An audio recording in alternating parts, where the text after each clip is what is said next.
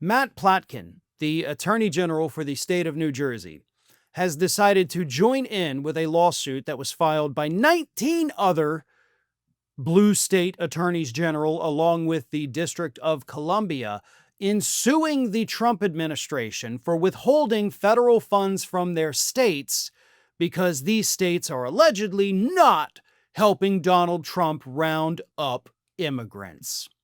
Now, this, of course, has been a point of contention since Donald Trump first walked back into that White House. He made it clear on day one, if you do not help us round up these immigrants, we're just going to cut federal funding for you. If you're a so-called sanctuary city or sanctuary state, no more federal funds for you. And this is illegal because those federal funds that go to states are funds that have been earmarked by Congress. The funds have been appropriated, and a president of the United States does not have the authority to change where federally appropriated funds go. And if you don't remember that, I encourage you to look back at Donald Trump's very first impeachment. That's why he was impeached, or the perfect phone call. No, you threatened to withhold congressionally appropriated funds from Ukraine if they didn't give you the dirt on Hunter Biden. You can't do that.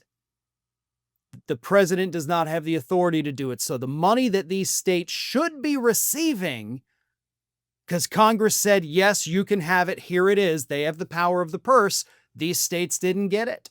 So it seems, on its face at least, that definitely is illegal. So these now 20 states plus DC are suing Trump over this. But there's another thing I need to point out because this gets lost in the conversation and I haven't seen anybody else discuss this. And it's this. Trump wants these states, of course, to have their law enforcement officials, state law enforcement, local law enforcement, help with rounding up immigrants. State law enforcement and local law enforcement, all of it, none of them are obligated by law, by budget, by anything to do that. So this request that Donald Trump is making, it's not a request, it's a demand, is not something states have to comply with. Trump has no control over their cops. He cannot force them to do that. And for the record, that is what a sanctuary city or sanctuary state is. It's not that the officials have said, if you're here illegally, you can just stay, you're safe. No. All it means is that we're not going to send local cops to arrest you. If the feds come in, they're allowed to do their thing. We're just not going to have our local cops wasting their time trying to track down a couple people that probably shouldn't be here. Maybe they should, we don't know. But we've got bigger fish to fry. We've got actual crimes that we have to deal with. That's what it is.